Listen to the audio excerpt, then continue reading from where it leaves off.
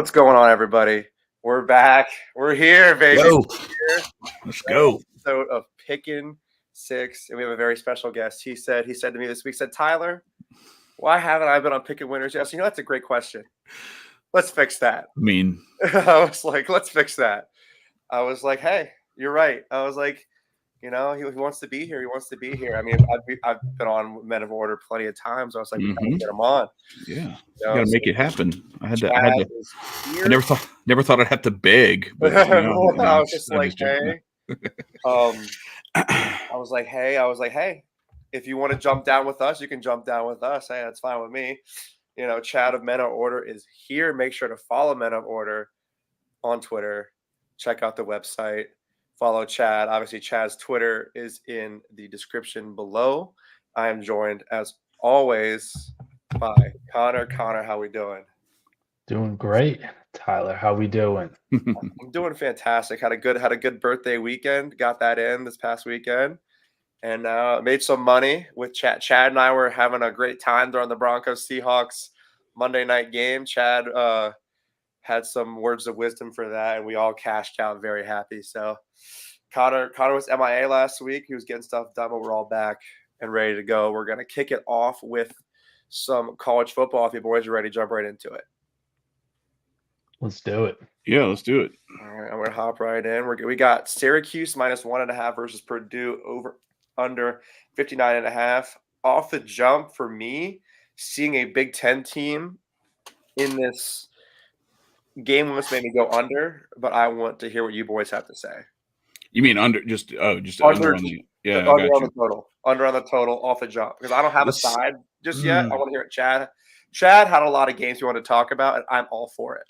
So this is one of the ones that he wanted to bring up. This is one of the ones. Yeah. Well, it was mostly because I'm kind of feeling Syracuse after I did the show with John Ryan last Saturday morning, and Jordan, who's one of the guys, he's on like Syracuse Radio Network and all this stuff, and he was talking about this, kind of called their game this weekend, and I thought, okay, well, maybe this guy knows a little something because he was high on this Purdue game. I don't know about that over-under choice though, because I think both of these teams struggled defensively. I think Syracuse lost one of their best defenders, their best linebacker in like week 1 for the year, and Purdue put up some numbers in week 1. So I don't know. I get what you're saying, like in a traditional sense. Yeah. But what was it? It was Penn State that Purdue played in week 1? Yeah. Yes. That was, I mean, they both put up 60, I think, total. Yeah. It's just my knee-jerk reaction before I hear what y'all have to say while I look at some stats. If it were Iowa or like, you know what I mean? I'd be like, all right, yeah, let's definitely go to the under on this one. But I don't know. Like, I think it's going to be more about, like, does Syracuse hold them? But Syracuse is playing at home in this game. In the Carrier Dome. So great place to play. Okay, yeah. So that's all. That was my take. I didn't have like a real big, awesome take on this one. I kind of like Syracuse as a very small favorite at home. In that Syracuse game. In the points, pretty much. You take that -1.5 all the way. Well, mine was -1. -1.5 doesn't really change much for me. No, it doesn't. It's under a field goal. Yeah. Yep. Conor, do you have any feelings about this game?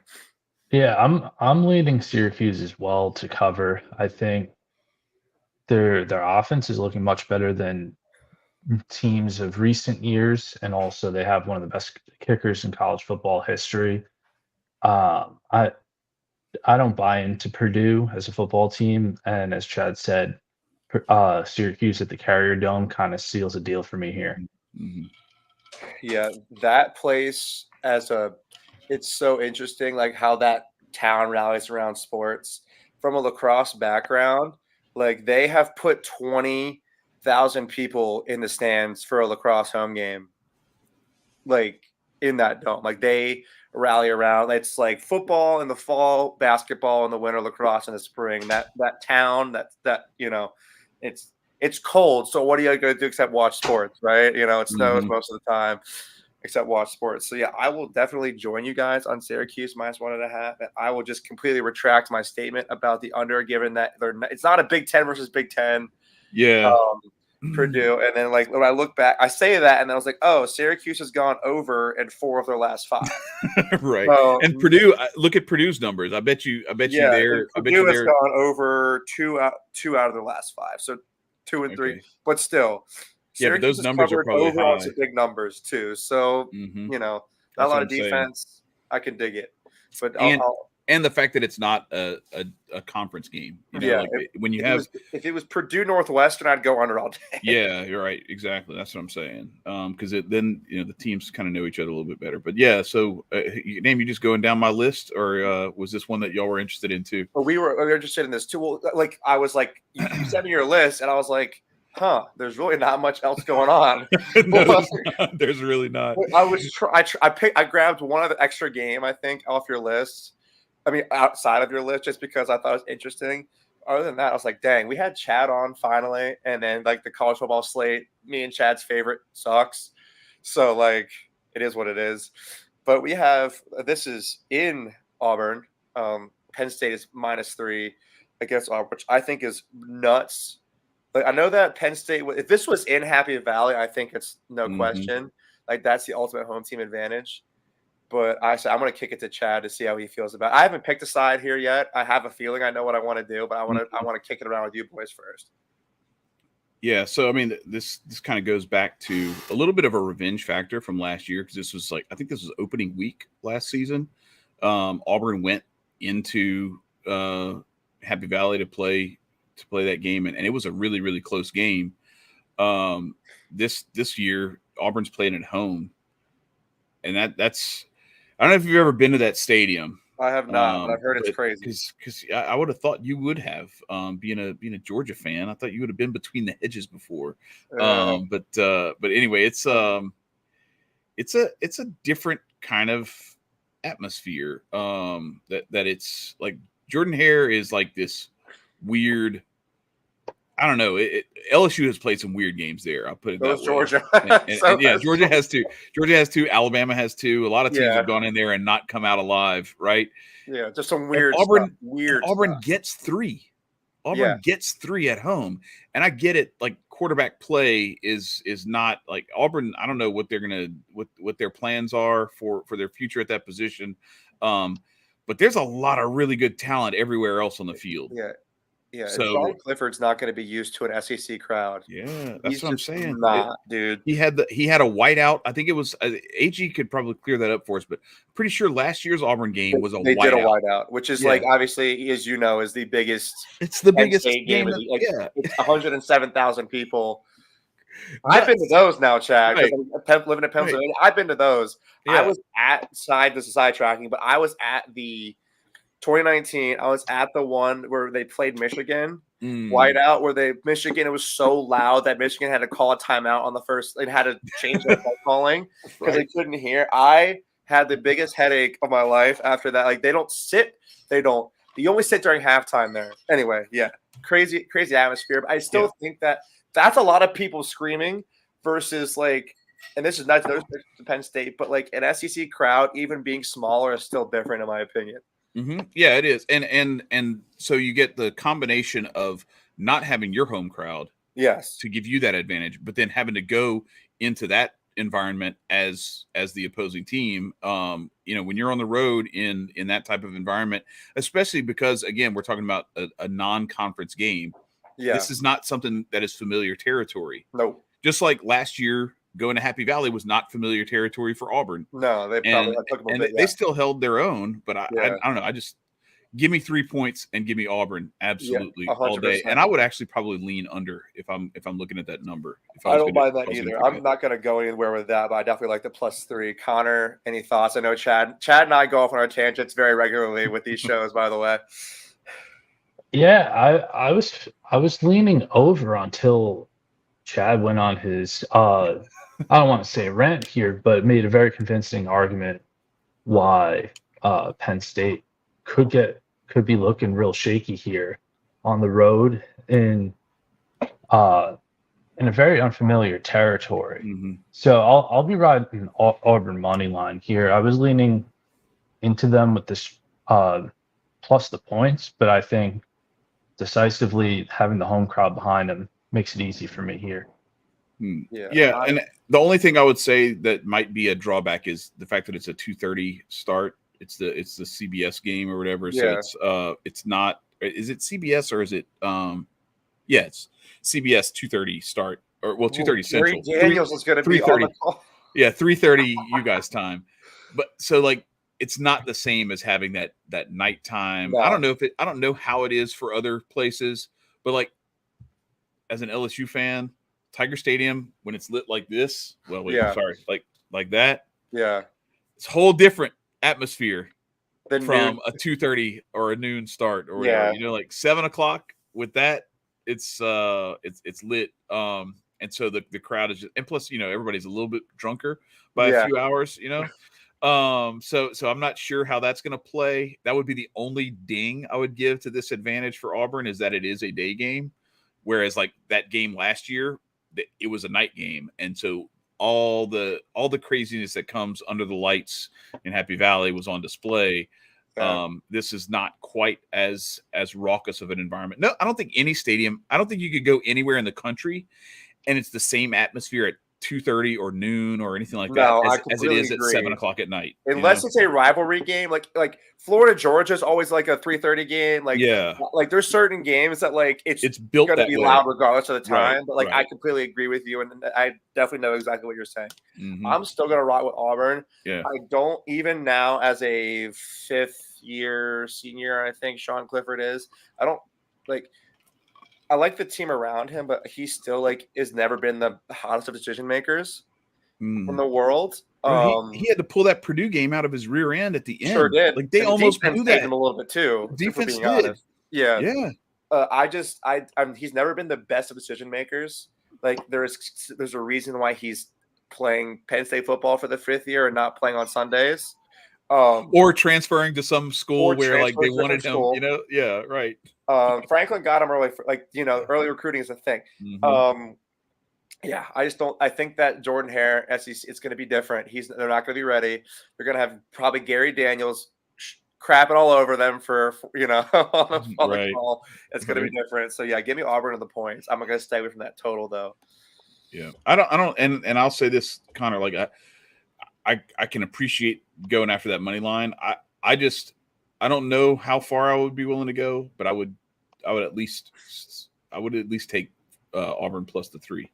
I'm not sure if I think they're going to win the game, but I think I think it's going to be really, really close, and I wouldn't be surprised if they win. And so if you can get decent, what is that going to be, like 130, 150 on the plus side for the money line on that? I can tell you. I don't have it right here, like but plus 130. Plus 130. Yeah, plus 130. That's good. That's good money. So that's good enough value against a team that struggled to stop Purdue 2 weeks ago. Yep, exactly. And then the boys. Because Connor knows I had Stetson Bennett holding the trophy back there, but I don't know if you can see through the crowd. We don't even need to guess who's back there, but Joe Burrow is holding the national championship trophy back there. Chad's LSU Tigers. And this is in Baton Rouge, right? Am I correct? Yeah, I don't understand. Is this their home dogs at Baton Rouge, and Mississippi State is what? Like, what are they? I don't even know what they are this year. If we're being 100% honest, I mean, they're 2-0. They're 2-0, but it's nothing. It's nothing impressive. So I'm kind of riding this. Brian Kelly kind of got those little cobwebs out of the way. I mean, Memphis and Arizona, if this were, the year 2000 or something, maybe that would be impressive. But Memphis has not been good for a few years now, and Arizona has been a while. Yeah. So like, I mean, they are. It's not like this is Bethune-Cookman and the Citadel or something like that. They actually beat some legit Power 5 conference teams, but it's still. You're going into Tiger Stadium. An evening game, by the way. 6 p.m. kickoff, by the way. Yeah, right, exactly. 5 o'clock Central Time, over here. It'll be dark before that game is over. Correct. People have plenty of time to get drunk because we get started at 6 a.m. So it'll be loud. It'll be loud and raucous.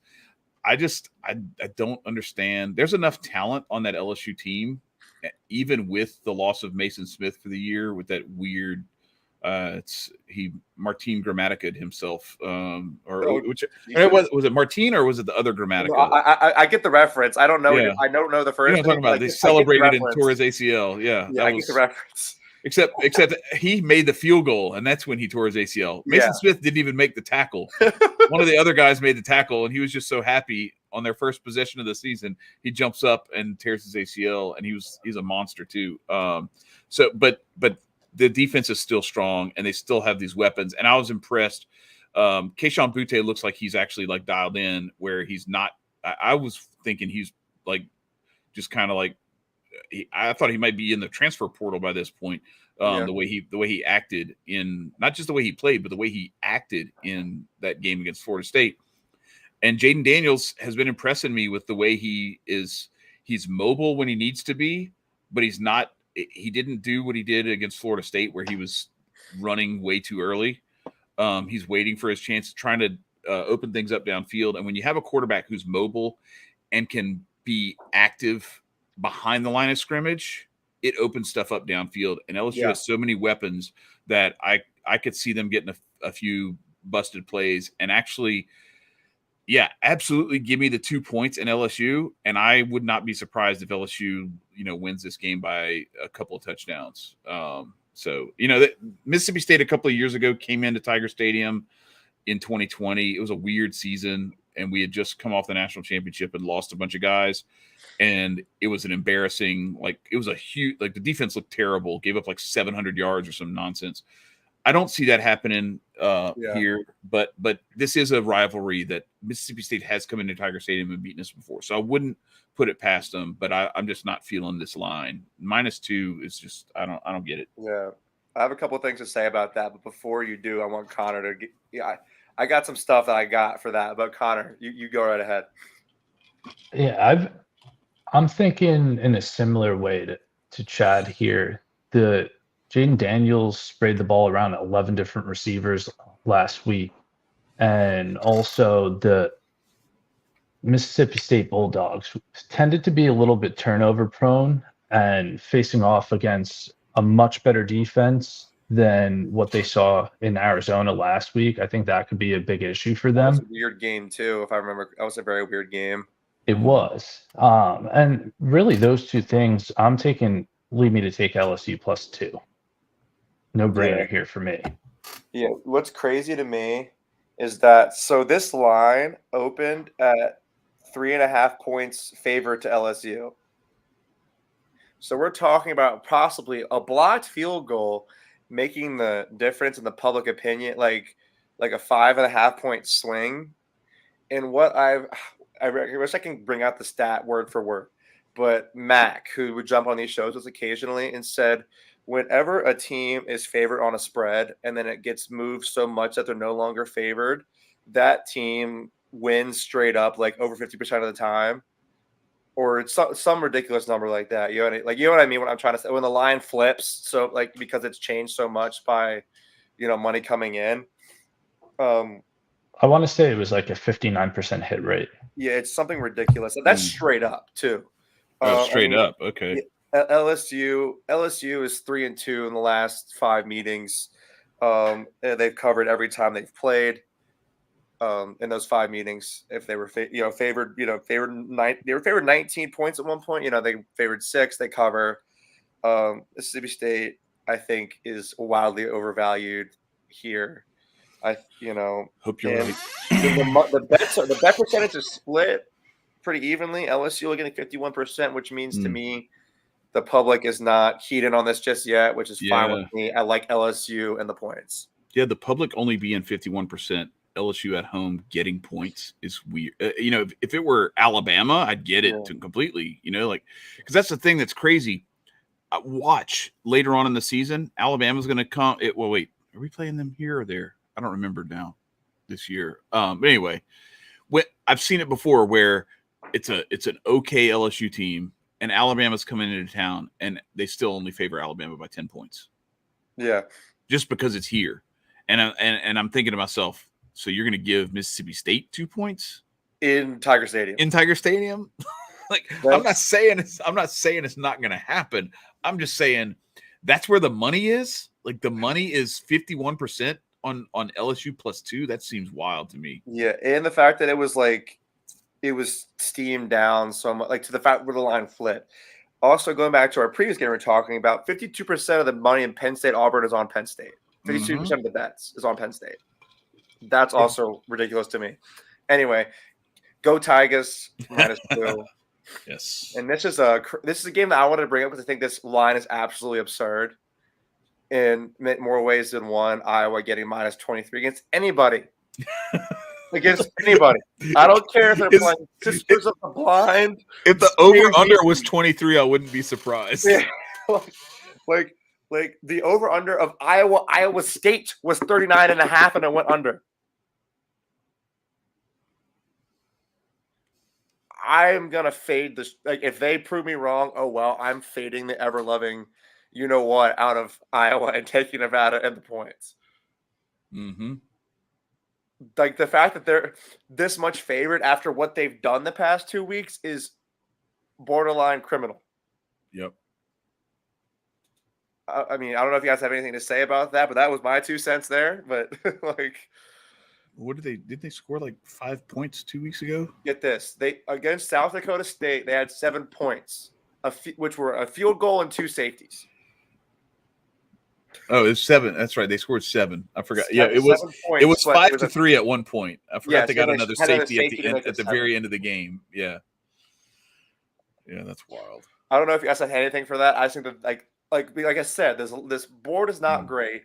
Chad picked out all the good ones, to which is fine. We were gonna talk about them whether you said them or not because they're the good ones. Yeah. Well, I hadn't even looked at this game before you put it up on the screen, and I was like, as soon as I saw Iowa -23, I'm like, is Iowa going to score 23? Yeah, I was going to say. How are you going to beat a 23-point spread if you only score 20 points? Because I don't know that they can. Like, that's what I'm saying. Win like 14-7 or something. Right. That's what I'm saying. Watch him score 50 today. Somebody made a horrible joke. It's like, how can Iowa treat those children in the hospital such poor football this year? Oh my gosh, that's terrible. Terrible. Connor, do you have anything before moving on? I would lean Nevada plus the 23, but that line makes no sense. Yeah, and here's talking about not making sense is why Texas A&M had #1 recruiting class. Texas A&M -5.5 versus Miami over under 44.5. After Texas lost App State, Chad and I were super high on App State last week. I just wanted them to cover. Shouts. I was like, it was easy. I thought the cover was easy. I didn't, in a perfect world, I would have taken the App State money line, but I didn't. I got greedy, and the only places I had App State money line was in some big time parlays. I had one. It was a $5 free bet. App State money line was part of it, and it would have paid. So it was free, and I only bet $5 free that weren't even mine, and it would have paid off $1,400. Oh my! But if I had just taken that $5 and put it on App State, I still would have won like $40. Yeah, DraftKings said we'll just take that right back. Yes. Thanks for holding on. Thanks for holding that $5. We'll take it back now. So yeah, it didn't work out. The saddest part was the 3 games that I lost all went into overtime. Yeah. So they had chances. Last week was so screwy. It was weird. I'm gonna let you take the lead on this one, Chad.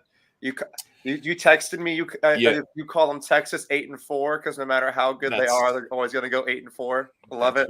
Look, you're an SEC fan too. Oh. That's what we call them. Now that's my son screaming about 2K. By the way, if anybody heard that, I'm not murdering anybody. I completely agree.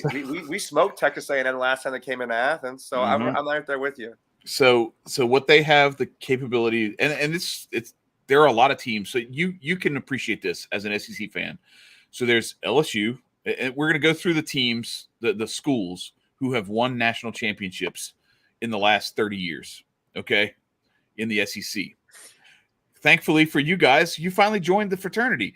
It would have been 40. But even before then, you at least won the SEC a time or two. Yeah.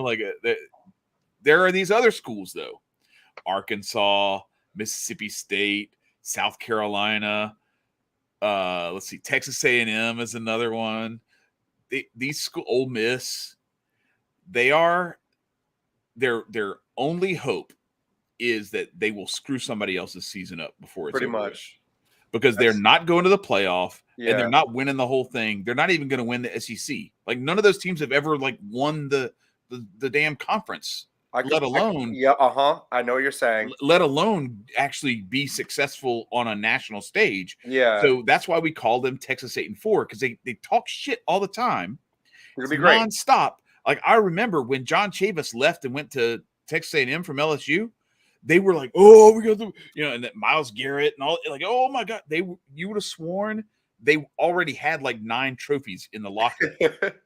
Hadn't won shit, and they're gonna talk like they have. So that's why we call them Texas 8-4, because it doesn't matter how good they are, how good their recruiting class is. Even if they beat Alabama, even if they beat you guys or beat us, they're gonna find a way to lose to Arkansas and Appalachian State or whoever else. They're going to stub their toe 3 or 4 times throughout the season and then lose their bowl game or something like that. All they do is they screw our conference records up and That's right. somehow end up in the conference championship. Like, do you know how many times we've accidentally let Mizzou or South Carolina or Florida or Kentucky or something ridiculous into so they can get washed by whoever's on the other side, by LSU or Bama? Right. We do it too much. I'm 100% with you. Yeah. Like, yeah, because Auburn beat Missouri that one year when Trey Mason and Nick Marshall and those guys, when they went to the national championship, lost to Florida State. Yeah, that was Mizzou was in that championship. I think we lost to Mizzou or some stupid thing that year. Or was that the year we lost to Vandy? We did a lot of stupid stuff. Yeah, and Tennessee used to be one of the teams that was they like won a national championship with T. Martin, and then they were good with Peyton Manning, and they had won before that, but they have fallen off to where now they are one of those, like, they're only all they can do is gum up the works for somebody else. So that being said, at least Tennessee and Florida, they were once good. Yeah. Anyway, last thing. that being said, this loss to Appalachian State that you and I saw coming from a mile away, I see the exact opposite this week, where I think the public is fading A&M way too much. This line should be bigger. Miami is not that good. No. And I actually see this. I see over, and I see A&M winning this thing by 10 points to 2 touchdowns. Yeah. This line opened at 8, and now it's 5.5. Yeah. Like, and it's recency bias kills all in betting. So much of that. Everybody's going to forget that, like, if they had picked this game 3 weeks ago, there's no way in hell this line is here. Even if it bumps up, I bet you they take this over 10 points the other direction if Texas A&M is 2-0. Right. If they had beaten Appalachian State by 3 touchdowns, 4 touchdowns, but the team's not any different. The talent's not any different. They just saw something that said, "Oh, let's stay away from that." And I'm telling you, Jimbo Fisher, with a week of being pissed off and running those guys through the ringer for this last week. Their practices must have been awful this week. They must have been Sorry, how do Connor. we feel, buddy? You get to talk now. Yeah, I mean, the recency bias is too crazy here. Miami didn't cover against Southern Mississippi, and their other opponent was Bethune-Cookman. Not sure what that is, but I know for certain that they do not have a good football program. So how would they own plus 5.5 against Texas A&M? Doesn't make any sense to me. I think recency bias being too crazy, got to go Texas A&M minus 5.5 here. Yeah, I think that I completely agree. I think that, like, what like you said, they will, like, Texas will find those other 4 losses for their 8-4 season. I just don't think it's going to be here because of how last week turned out. I think that if last week is that 4 touchdown victory, then we may have seen this game potentially turn out like last week. You know what I mean? There's plenty of losses still left on this schedule for Texas A&M. Alabama, LSU, Auburn probably are all there. Arkansas, Mississippi State, Alabama, South Carolina, Ole Miss, Florida, Auburn, LSU. They could lose 4 or 5 of those games easy. Yes, everybody thinks this recruiting class means this team is going to be a juggernaut. That's why they were in the top 10. They're all true freshmen. They're all freshmen. True freshmen. Like, get over yourselves. It's going to take a year or two. Georgia plays South Carolina this weekend, and it's our first test of, are we going to fuck it up? Let's see. Like you said, you guys won the national championship and fell flat on your face against Mississippi State. That was a little bit different. we lost a whole bunch of talent, and you have one key piece that came back, and that's your starting quarterback. That is, like it. Imagine it's Joe Burrow again and I'm not saying by any stretch of the imagination that's what you guys are dealing with. It's more a defense and just like for all the love that we have for your main Stedman Bennett, like we know this. He was managing things and he was making some plays, but he wasn't Joe Burrow. Joe Burrow had the greatest season in the history of college football. When Stetson Bennett graduates the University of Georgia, he will be the best darn high school offensive coordinator in the world. But good Lord, he's not an NFL quarterback. No, his new haircut's fresh though. He still looks like he's 14. Dude, he's got a box fade now. He cut all the curls off. Okay, sweet. We're calling him Stephavius Bennett now. You better watch out. Listen, he can do whatever he wants to his hair. It's not going to make him look like he's bigger than 5'6", 145. I actually made it shorter because he shaved all that stuff off. Right, exactly. I mean,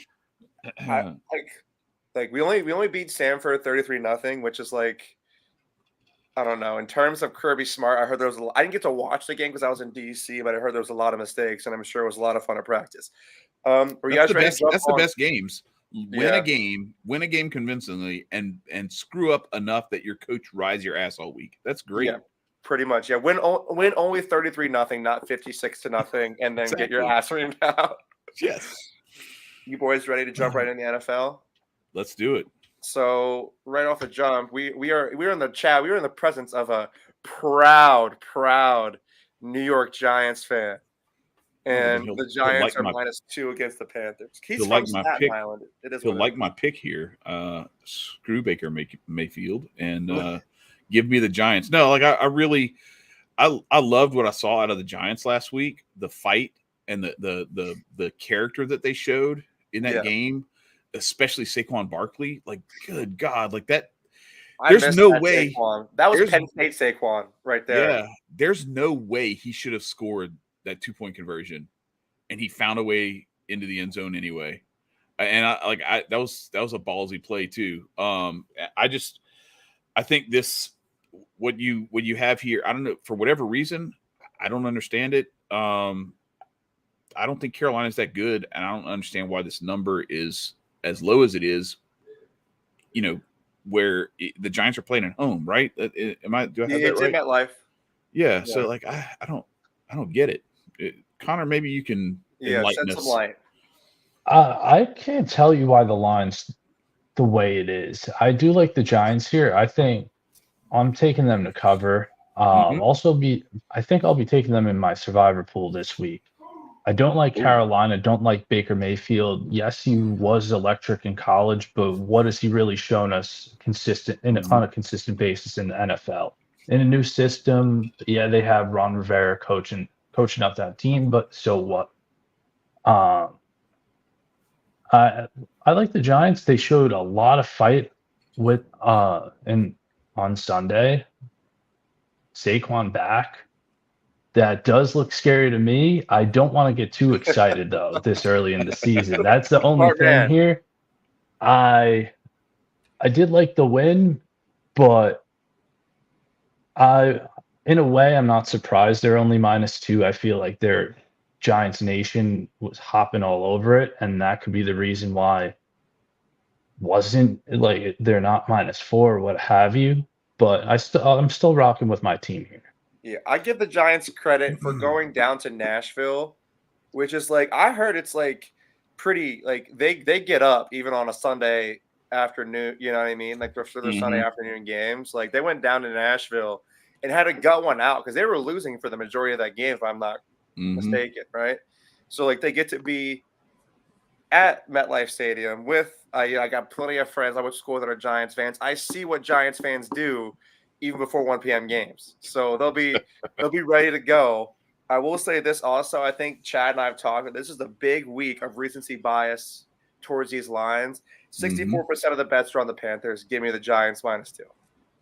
Yeah. Well, and I think also the only thing I would say, it's an outside division game. Now it is an NFC matchup. So that helps because you got to see the Giants against an AFC opponent last week.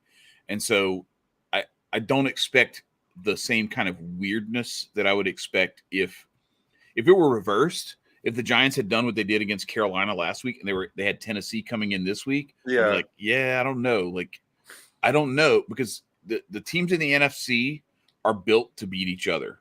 And the teams in the AFC are built to beat each other. You see them the most often. Look at the way that those two conferences have kind of evolved. And like the AFC is where you got the Bills, the Chiefs, the Bengals, the Raiders, like you got these and the Chargers, these explosive offensive teams, and there's some good defense in that conference, but it's not the same as the defense that you'll find in the NFC. It's a different, and it's not. You'll find maybe like a Denver that had like a really good defense the last few years, but they struggled, and that's why they went out and got Russell Wilson. So the fact that it's an NFC matchup actually gives me more confidence that the Giants will get it done because I think this thing looks more like it should on paper when you have teams that are a little more familiar with each other. So yeah, that's and I don't know. I can't say enough about like the balls that it took to go for two to win the game. Like that, it's a minute left in the game, and like you got overtime in your back pocket if you just kick the PAT, and they're like, nah. Yeah, we're going for two. Just like we were losing our minds over the Colt and Texans game. Like, yeah, I know Connor's probably. I hope that you're feeling decent about your head coach after week one, Connor. Oh, I definitely like that. I like the gutsy call there. I think it speaks volumes to where his head's at, and it'll give him much more confidence as a play caller moving forward, especially in this week. For all intents and purposes, I think giving me even more confidence in the Giants. I just can't get too excited going into Sunday. He's smart. So this is where it lands for me, that 2-point conversion call. And I saw you pulled the other game. I apologize, but I gotta bring this up because this is important. And I think people need to realize that this actually means something to people.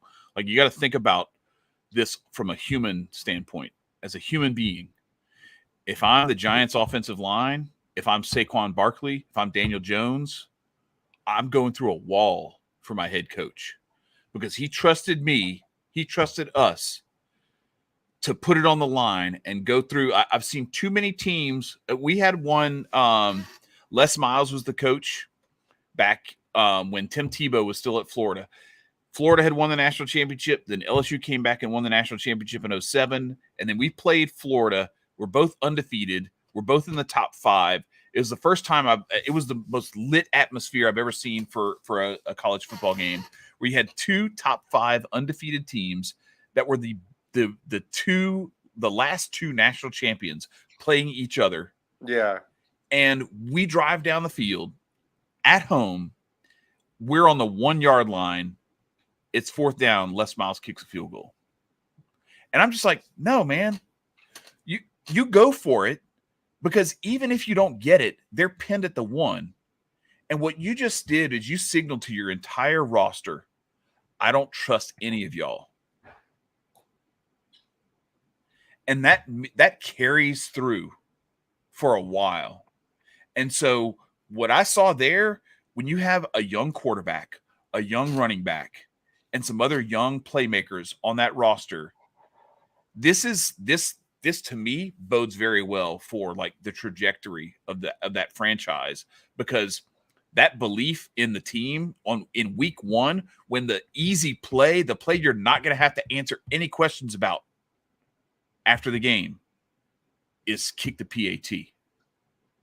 Kick the PAT, go into overtime. If you lose in overtime, nobody's going to say, why did you kick the PAT and not go for 2? True. They're going to question the shit out of you. If you don't get that 2-point conversion, they're going to question the shit out of you. Why did you do that and not? You already came back. You already came back to begin with. Right. Exactly. So that to me, it spoke volumes to me, the balls that it took to make that call. And that's, I think it's not to take anything away from Saquon as a person and who he is before that play, but I can't help but think that played a little bit of a role in why he fought as hard as he did to get that little second effort and get into the end zone. Because when you get that, when they call that play and they call your number, it's like, here's the hell game. yes, Win it for us. let's go. I got this. I'm putting this on my back. You know what I mean? Like it puts a different kind. It's like the same adrenaline rush that a closer gets when his team takes the lead in the 8th inning and he knows he's coming in the top of the 9th to shut it down. That adrenaline rush that happens, like that, it's a thing, and people like I haven't had a chance to talk to anybody about that, so I'm sorry if I went off a little bit on it. You got me fired up. I'm ready to run through this wall right here. Right? Like I was ready, like no. I was so fired up when I saw that. Because you think about that, he decided to here's the game, or here's our week 1 game. Go win it for us. Imagine now. He's like, now that shows it. Like he gave them his trust. They did what they were supposed to with it, and now they know for the future when there's even bigger games on the line, they can do something about it. That's a coach who understands it don't make a shit whether he gets the 2-point conversion or not. The point is, after that game, you go up to him and you'd be like, I would do it 100 times again because I trust you to make that play. But the fact that he did, now you got the victory. You have the positive result. You got the good feedback, and you get to go to Saquon Barkley and that offensive line and say, I would do it 100 times again. Yeah, because I trust y'all to do what y'all did. Easy. I'm telling you, it's not a small thing. People take this stuff like way too statistically, and they don't get the mind and the heart of human beings. You and I are the true proprietors of the human aspect of the sport. Yes, you know what I mean. Let's that's why I loved Ed Ogeron. Right. Anyway, I digress. You're good. Yeah. I'm playing your music. We're moving on. Yes. We got Rams minus 10.5 against the Falcons, over 46. I'll just let you take this right off the jump because I got nothing for this. I'm very curious what you have to say about it, though. Give me the Rams minus the 10.5. I saw the Falcons coming last week, playing at home as touchdown dogs to the Saints. The Saints were way overhyped to start this season. I get it. There's a lot of reasons to be excited about him. Michael Thomas proved why, he's actually coming to play this year. This might actually be scary. And if Jameis Winston can actually, keep his shit together and stay good Jameis and not show us bad Jameis, there might actually be something to this roster. But I knew that game. Like I've watched the AFC or the NFC South too much to not think that this game was going to be closer than that spread suggestion. So you flip that and back to this recency bias theme that we have going here, right? Everybody looks at this and they're like, the Rams got their ass handed to them by the Bills. This is the defending Super Bowl champions. True. Okay. Everybody forgets this is a team that people were picking to beat the Bills last week. They picked the money line. We did because of the spread. Hand up. So you're gonna pretend like you didn't do that last week, and now you're gonna take the Falcons?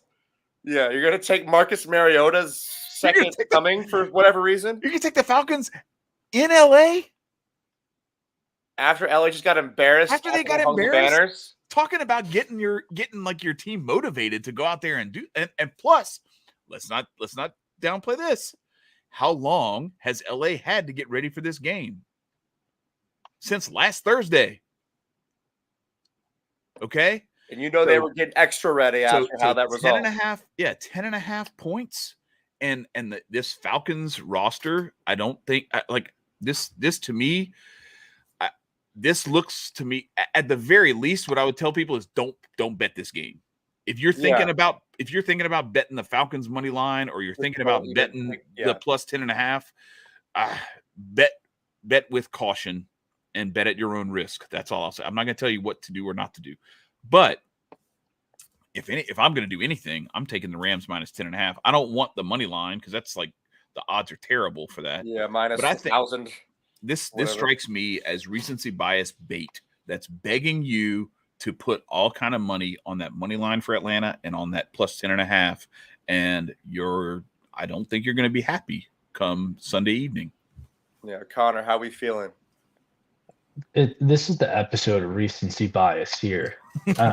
And for me personally, how like coming off an embarrassing game Thursday night, how do you bet against the talent that the Rams have? No, you can't. It simply comes down to that.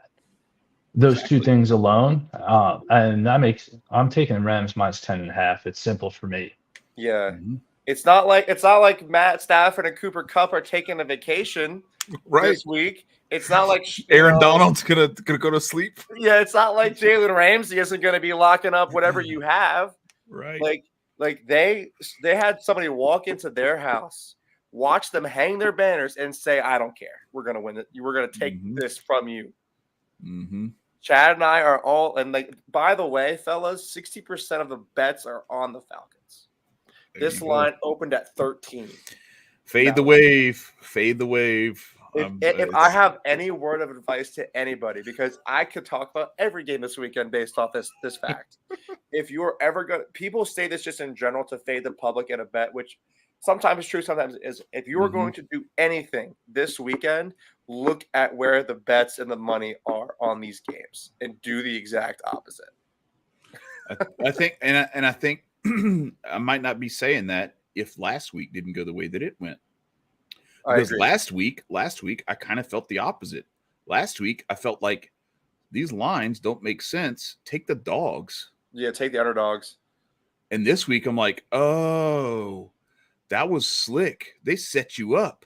They set you up to take the dogs this week. Yeah, they set you get your ass handed to you if you take the dogs this week. It's like, all the underdogs hit. Easy. I got this.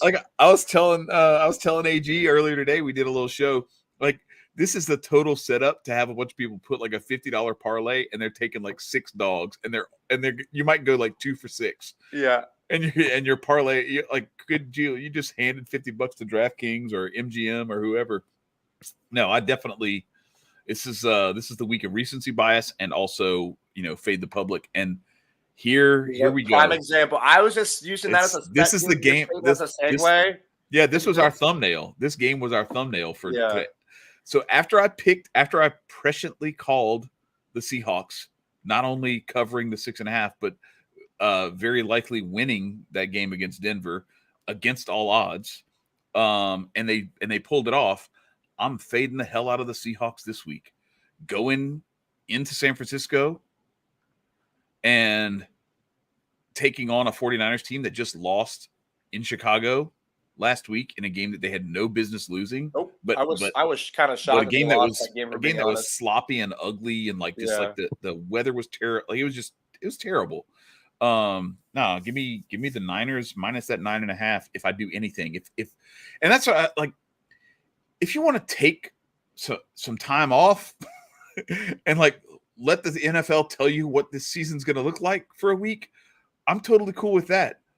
You know, back to that old Rounders quote, yeah, okay, you can't win it if you don't put it in the pot, but you can't lose it either, True. Like, you can't lose the money that you don't put in the middle.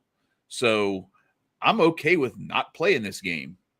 Yeah. I'm also not okay with taking the Seahawks in any way, shape, or form. And I would only go Niners minus the 9.5. Again, I don't, when the money line or when the line is that high, the money line is just so stupid that you're really not getting a bang for your buck. You're putting $10 against 6 if you're lucky. Like it's not worth it. Connor, how we feeling? Yeah, I think as Chad said, he laid it out very well. I think if you play this game, the play has to be Niners minus the 9.5. Their defense still is lethal. Elijah Mitchell banged up, probably not going to play this week. Correct me if I'm wrong. I think that's the case. He's not going to play. Right. And they still have guys that could come in, take his spot. I don't see that being an issue for them. Trey Lance didn't look that great, but you have him. He's athletic. He could do some things with the rock. You give him enough time to make a smart decision, not be rushed. With that defense, I've been saying this a lot, but it is a no-brainer. Like, if you do want to play this game, that's how it should be done. But then again, people are going to see what the Seahawks did last week. Also see the MVP odds. for you know who. Yep. The Niners here all the way. Yeah, Well- I'm gonna stay off this one. I can only jump on so many over touchdown spreads before it Yeah. gets a little crazy. So I'll take those Rams, but I'm just gonna sit back and just hope that it works out in the Niners' favor. But I'm not gonna officially put any money in this game. Yeah, so I took the Rams as my survivor pick for this week, just because. Like last week, I picked the Ravens not because of the Ravens, but because I was like basically I'm following the Jets. But then this week it's like, all right, the Jets are playing Cleveland. I'm not going to go there. Let me go. Oh, the Falcons. Okay, yes, the Rams. I'll risk my survival in that game with the Falcons. But what I'll say about this Seahawks Niners game is, like what Connor was saying, like people are going to look at that game, and here's what they're going to forget. They're going to forget that Russell Wilson was coming back to a place that he left waiting at the altar. They didn't stop booing him from a half an hour before the game until the final whistle. Nope. Until McManus missed that 64-yard field goal twice. Then they finally stopped booing Russell Wilson because they were too busy cheering for their team having won. But so and that atmosphere, it was Monday Night Football. It was raucous. Like those fans were going nuts. It was so loud. You saw there were delay of game penalties. There were offsides. There were offsides. There were false starts. There was all kind of stuff. Seattle now has to go into someone else's backyard, and they don't get all those advantages. And that's what I talked about on the show last Friday. Too. Right, and that's the other part. That's the other part. That was an AFC NFC matchup last week. Now Seattle goes to play San Francisco. San Francisco is built to win the NFC West. One of the year-to-year hardest divisions in all of the NFL. Exactly. And so what do you have to do if you want to compete in the NFC West? You build your roster to beat the Arizona Cardinals, the San Francisco Giants, the Seattle Seahawks, or the Los Angeles Rams, or any combination of those three, whichever team you are, the other three. Right, because you got to play. It's 6-0 on that. You got to go. Yeah, you got to play those teams 6 times. Yeah. So you build your, and you see that throughout the league, that all of these different divisions, they start to kind of look like each other because they know, like, look, I got to get somebody who can lock down Mike Evans. Oh, I got to get somebody who can get to Tom Brady. I got to get, you know what I mean? Like, there's all these different things where oh shit, like Josh Allen, let me make sure that we get pass rushers so that we can get to Josh Allen. Okay, well now all of a sudden the NFC East teams start looking a certain way. Lucky for them, Josh Allen kind of rose up out of the ashes that was Tom Brady. So the division was already kind of built to do the same thing, right? You know, so like shout out to the Dolphins and the Jets, except that the Jets suck. But anyway, so when you see how this stuff starts to shape up, you see like, okay, a division game, they got to go on the road now. You think Geno Smith's going to go 23 for 28 again? Jamal Adams I haven't looked to see, but he went off on a cart. Yeah. You know, like he walked off the field, but then they drove him to the locker room on a cart. Yeah. So I don't know what his status is, and there's a lot of different things that to me point to this is not this, and this is one of those weeks where we talked about it so many times on the show. Recency bias is going to make everyone somehow forget everything that they thought before the season started, because week 1 showed them that what they thought before the season started was a mirage. Yeah. And that what they saw in week 1 was the trajectory for the entire season in the NFL. And I'm telling you, this stuff changes on a dime. Yeah. And I would not be surprised at all if the 49ers don't lay it on them. Yeah. I want to hear what you have to say. And the last thing I say is, like, you think about the Seahawks probably put all their time in. They knew since last year that Russell's coming back to town. Russell's coming back to town. 6 months to plan for that game. Yeah, they had 6 months knowing that Russell Wilson is coming back to town. Yeah. And I feel like, if they drop one, because they're going to see the Niners again later in the year anyway. Right. If they drop this one, it's not the end of the universe. They just have to be and better. They're already 1-0. Yeah, They're already exactly. 1-0, and San Francisco's 0-1, so they're kind of like they may be even walking in there a little overconfident. And I think the opposite Agreed. is the case with this Broncos game. Yeah. I think the Broncos, this is a great bounce back opportunity. Texans should not have gone that with the Colts. Yeah, the Texans shouldn't. They weren't they like almost a touchdown dog? It was like Dude, 5.5. The Colts gifted them Absolutely. the ability to. The Colts be in the said, game. okay, we're gonna have some fun and go. My brother's a massive Colts fan. Like we're gonna go down 20-3 and try to come back. I feel horrible Right.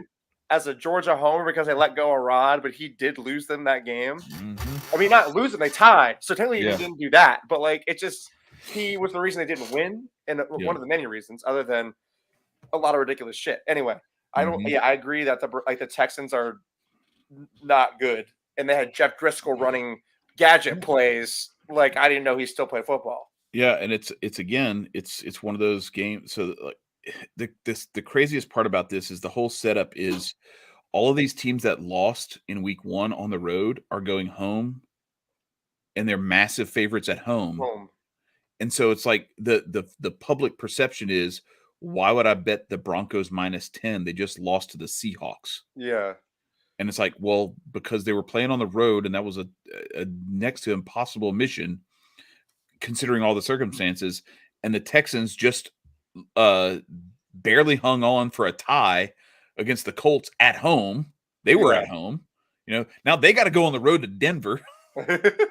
and you think that Denver Broncos team isn't going to be like the same thing that we talked about? All these, because all these teams that we're talking about, they lost, and they're supposed to be like, they're like either favorites to win their division or at least favorites to compete for their division. Mm-hmm. This isn't like we're talking about the Jets lost a game at home or I mean on the road, and now they're going home to host some, the Buccaneers or something. Like, no, this is all like good teams that lost week 1 in situations where it looks kind of weird because they were on the road, and then they come home and they're playing inferior opponents. So like go with the like Connor said earlier, how do you fade the talent on the roster because of recency bias? Yeah.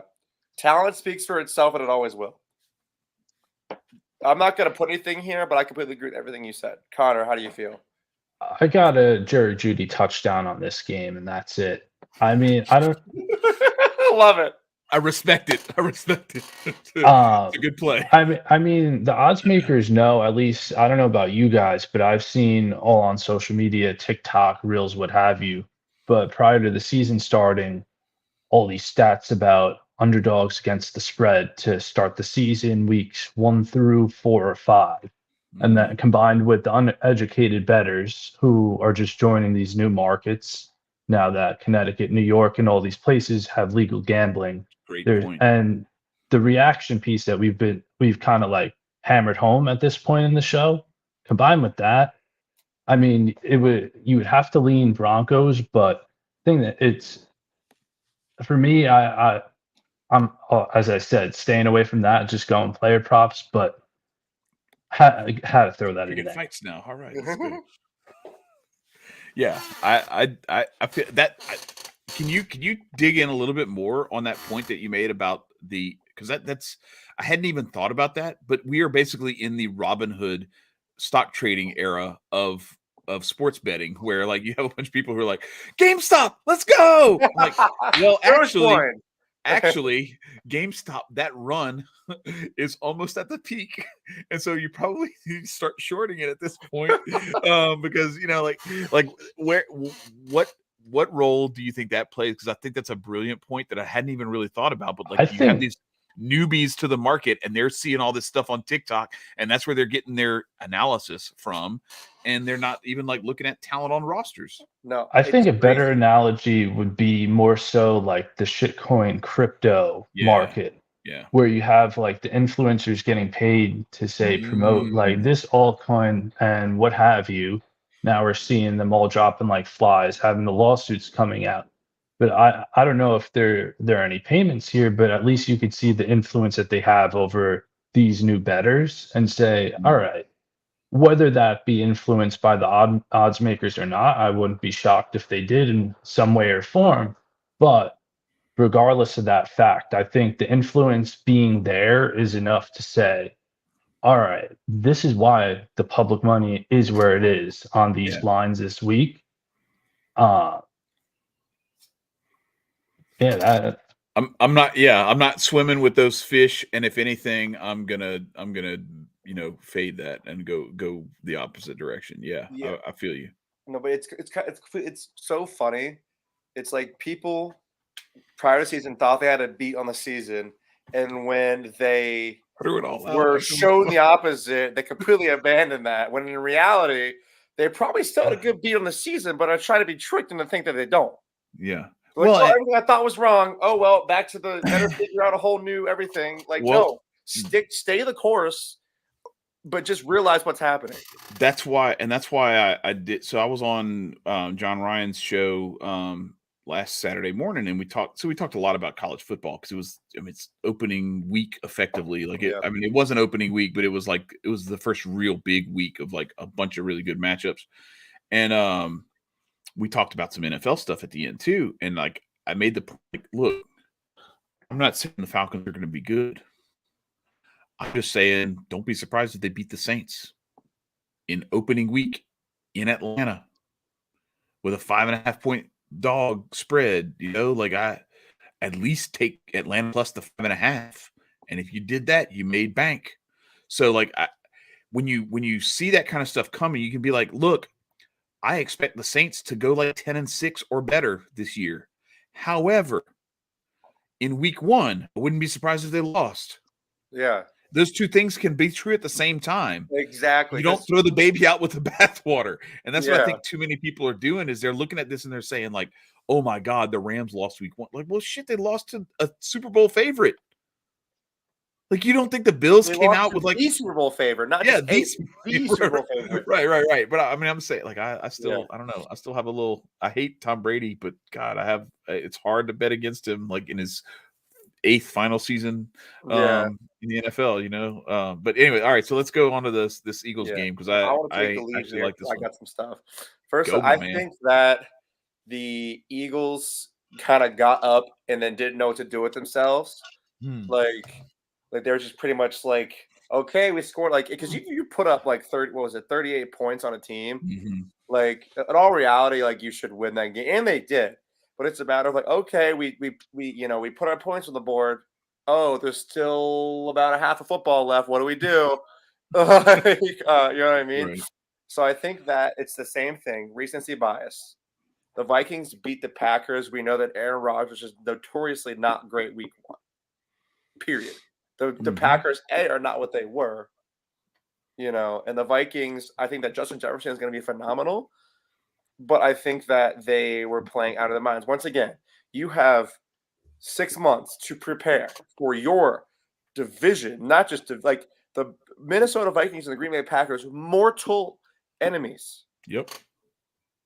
You need to win that game. And also, Aaron Rodgers seems to not give a shit. Sorry, go ahead.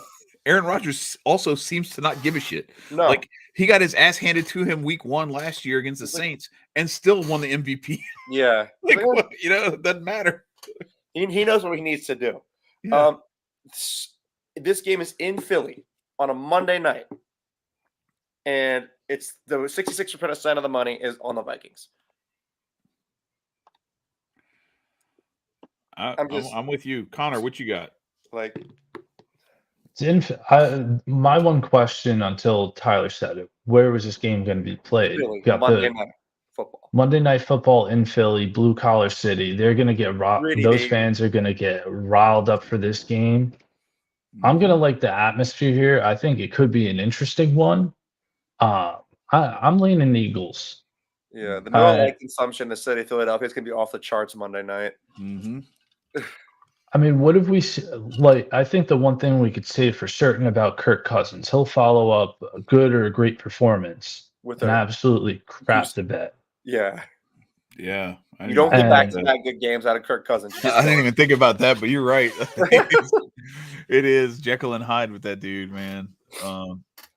Yeah, and I think what you said too, Tyler, is true about the way. Like, I'll be perfectly honest. Like, I stopped looking at that game And then like after it was all said and done, I was like 38-35. What? Yeah, they just like How? Like it was 31-14. I was like, yeah, I closed the door on it and I locked it and I deadbolted the. You know what I mean? Like I didn't even think about that game anymore in the third quarter.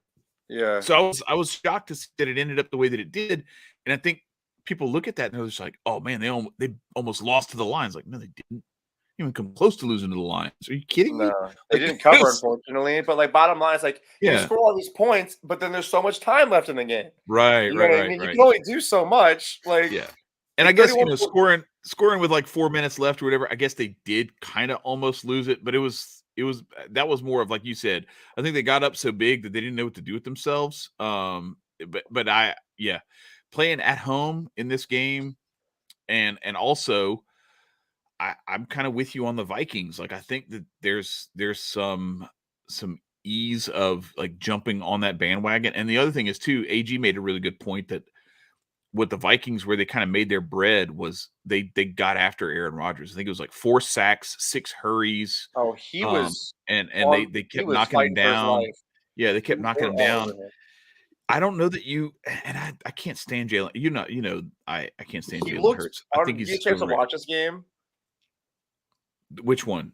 The Eagles game. The Eagles? No, I didn't watch. That's what I'm saying. I didn't watch any of it. He has matured in his ability to make the right decision. Okay. Like he definitely finds the right guy.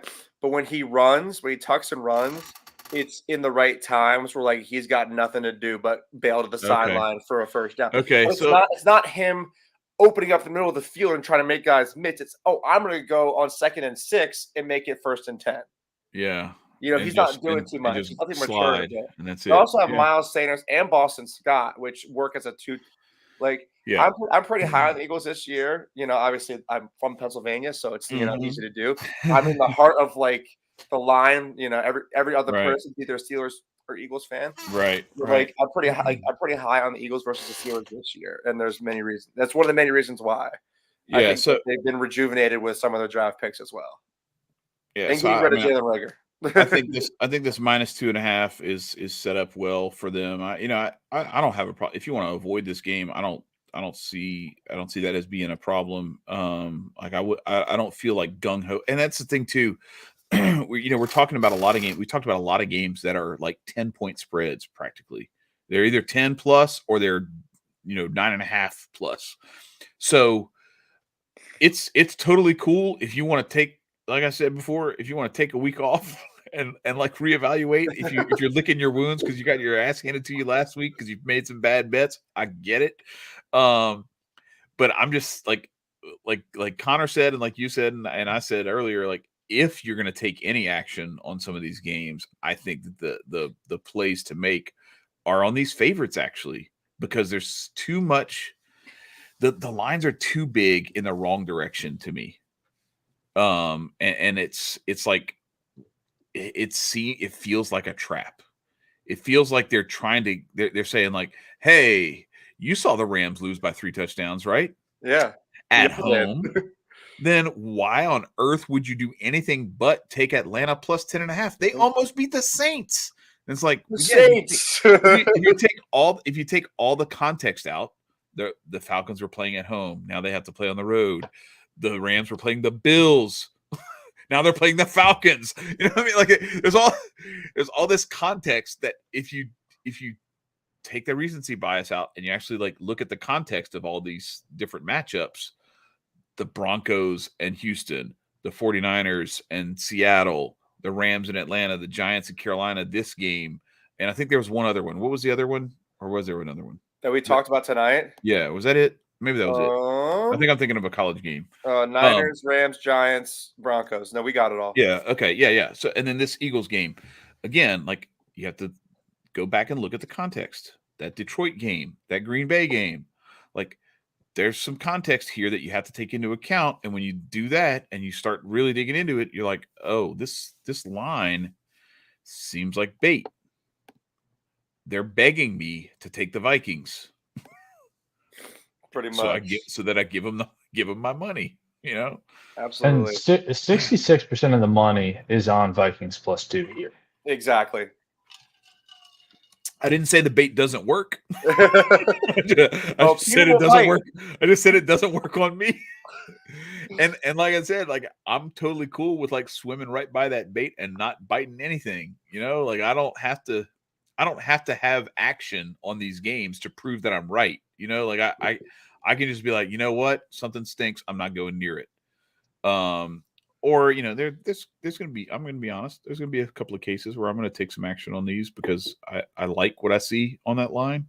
But the ones that I'm not super gung ho about, I'm just gonna stay away from. Exactly. Smart betting. Smart betting is the most important thing, and that's what we emphasize here at Pickin' Winners. Chad, I appreciate you coming by. We will reconvene very soon. Connor, Yeah, for sure. always a pleasure, buddy. It was. I mean, I hope Absolutely. we put these things on Spotify, so it's a great road trip episode. I'll tell you what. I Yeah, just want to make sure everybody takes the time to like, comment, and subscribe. Show love to everybody here. Follow us at Twitter, on Twitter and Instagram at Pickin' Winners. Chad's Twitter is in the description. Once again, everybody show love to him for stopping by and giving us his time. Shout out to Men of Order. Our blogs appear on their stuff. They write some great stuff over there. And yeah, we appreciate you guys too. Yeah, and my Twitter ad is in the. If you're watching this, my Twitter ad is in my name right there on the screen. So, but yeah, we really appreciate you guys and the content that you guys provide for the website. It's big time to have, because I think that's one of the things we do a lot of stuff around, like economics. You know, making money and just being a man and trying to like take care of your business and having the right mindset around things. I think one of those ways is like, if you're gonna watch this shit on TV every weekend, might as well make a little scratch while you're at it, right? Little walking around money. That's right. That's right. Little walking So around money. thanks to you guys for doing what you do, because we really, really appreciate it. It's a big part of what we do. So thank you all. Absolutely. Chad's just making me feel so special out here. And let's make some money this weekend, boys. I hope that everybody has a happy and healthy and safe weekend of gambling. We out.